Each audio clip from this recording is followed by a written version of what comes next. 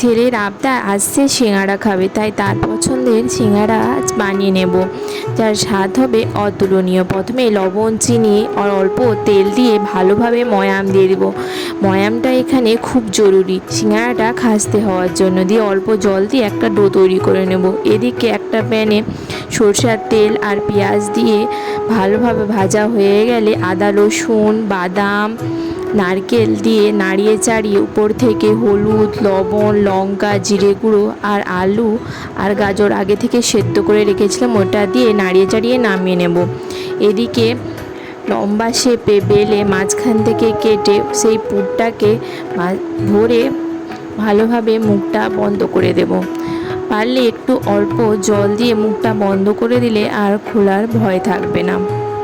যারা প্রথমবার বানাচ্ছেন তারা অল্প জল দিয়ে দিবেন, তাহলে মুখটা আর খুলবে না। তেল গরম হয়ে গেছে, আমি একে একে সবটা সিঙ্গাড়া দিয়ে গরম গরম ভেজে নেব। দেখুন কত সুন্দর হয়েছে।